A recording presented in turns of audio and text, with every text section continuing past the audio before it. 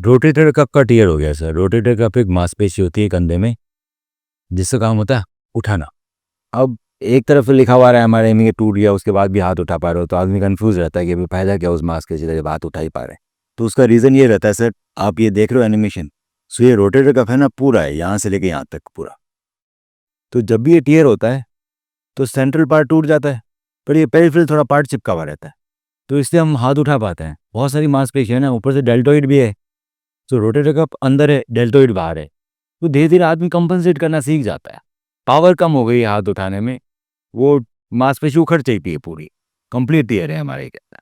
अब फिर भी हम हाथ उठा पा रहे हैं क्योंकि कुछ कुछ कुछ फाइबर्स चिपके रहे हैं। कंप्लीट टियर का मतलब ये कि फुल थिकनेस टियर है, पर फ्लैट है मांसपेशी, एक मोटा टेंडन नहीं है, फ्लैट है।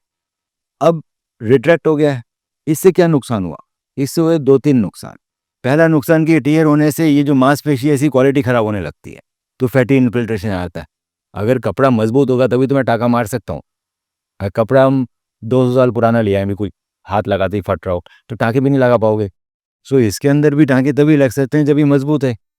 टूटने के बाद सिर्फ इसकी क्वालिटी डिजेनरेट होने लगती है, फैटी इन्फिल्ट्रेशन ऑलरेडी आ गया है। दूसरा, चलो अगर इसका ट्रीटमेंट नहीं कराते हैं तो ये जिस दिन ये पूरा फट जाएगा ना, उस दिन ये जो हाथ है ये ऊपर उठ जाएगा। ये ऊपर वाली हड्डी एक्रोमियम और ह्यूमरस, इसके बीच की मांसपेशी है, ये फटेगी तो रिट्रैक्ट होगी, रिट्रैक्ट होगी तो ये दोनों हड्डियां आपस में चिपक जाएगी, ये हड्डियां आपस में चिपकेगी, ये शोल्डर खराब हो जाएगा सर। सो अगर हमने इसको अभी भी दूरबीन की तरह से ठीक नहीं करा तो इसका रिवर्स शोल्डर रिप्लेसमेंट कराना पड़ेगा। आप जितना वेट करोगे आप एक बड़ी सर्जरी की तरफ जाओगे जिसका नाम है रिवर्स शोल्डर, पूरा पूरा भी शोल्डर बदलेगा। अभी तो मैं छोटी सर्जरी करके इसको वापस जोड़ सकता। सो इसको जोड़ने के लिए बेसिकली इस मांसपेशी को यहाँ जोड़ना, और तो कुछ काम करना नहीं। सो इसके लिए पहले एक होता है सिंगल लो रिपेयर। ये मैंने एंकर डाले और एंकर से हमने ये टाँके लगा दिए, ये single low repair. Single low repair के अंदर क्या हुआ है कि जो मांसपेशी है, टेंडन और बोन कॉन्टैक्ट इतना सही है, मसल है ये यहाँ से टूट गई, यहाँ वापस चिपका दी, टेंडन टू बोन कॉन्टैक्ट इतना सही है। सो सिंगल रो रिपेयर से बेटर रहता है double row repair. Double row repair करने के लिए हम लोग आजकल नॉटलेस एंकर्स यूज़ करते हैं इस तरह से, ये preferred. So double row anchor repair के लिए मैंने पहले तो डाला मीडियल रो, ये मीडियल रो डल गए। मीडियल रो ना टेप के होता है, आजकल वायर नहीं होते, तो टेप पे ना काटती नहीं है, कट थ्रू नहीं होता।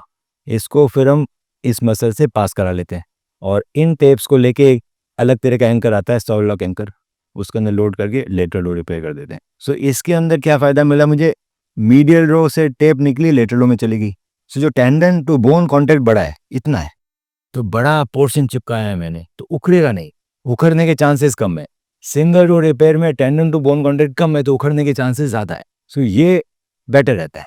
इसके बाद 1.5 महीना हाथ बंधा रहेगा, मतलब जब तक ये चिपक नहीं जाएगी तब तक हाथ हिला नहीं सकते। सो शोल्डर इमोबिलाइजर लग जाएगा। दूरबीन से सर्जरी होती है, खून नहीं निकलता, रिस्की नहीं है। ये जब हटेगा तब कंधा जाम हो चुका होगा, फिर धीरे धीरे हम एक्सरसाइज करके कंधा खोलेंगे, तो 2-2.5-3 महीने में पूरा हाथ उठ जाएगा। फिर एक्सरसाइज चलती रहेगी, 4-5 महीने तक एक्सरसाइज चलेगी। ऑनलाइन सिखाते रहेंगे और कैसे एक्सरसाइज करनी। सर्जरी दूरबीन की है, मैं यूज़ करता हूँ आर्थरेक्स का अमेरिका। कई बार इसके अंदर लेमिनेशन होता है, 2 पार्ट में टूट जाती है। सो लेमिनेशन को भी हम नॉटलेस तरीके से ठीक कर सकते हैं। तो चीज़ें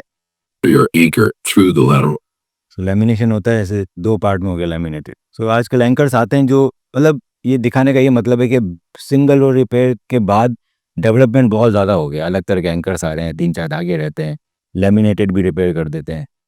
सो लेमिनेशन भी रिपेयर कर सकते हैं डबल रो रिपेयर से। इसके बाद एक और चीज़ है कप। अगर इसके बाद भी मुझे लगा कि इतनी सी क्वालिटी नहीं है तो हम उसके ऊपर मेम्ब्रेन भी चिपका सकते हैं। फिर इसके अंदर मेम्ब्रेन भी चिपकाई जा सकती है, ये मेम्ब्रेन चिपकाते हैं रिपेयर करने के ऊपर मेम्ब्रेन चिपकाते हैं। ये चोट लगने के करीब 30 दिन बाद, क्योंकि इसमें दर्द कम ही नहीं हो रहा था। मेरे एक फ्रेंड हैं जो डॉक्टर मन्नू को जानते हैं, उन्होंने मुझे इनका रेफरेंस दिया। फिर मैं तुरंत इनके पास आया। मैं इनके पास वीरवार को आया, थर्सडे को। इन्होंने मुझे इतना अच्छा गाइड किया, मुझे इतना अच्छा समझाया।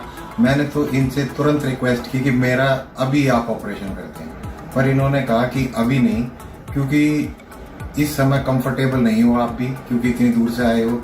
एक दिन रेस्ट करो, अगले दिन हम आपका ऑपरेशन कर देंगे। इन्होंने मेरा अगले दिन फ्राइडे को ऑपरेशन कर दिया और आज अगला थर्सडे है, यानी कि टोटल 5 दिन में अब I am feeling very comfortable.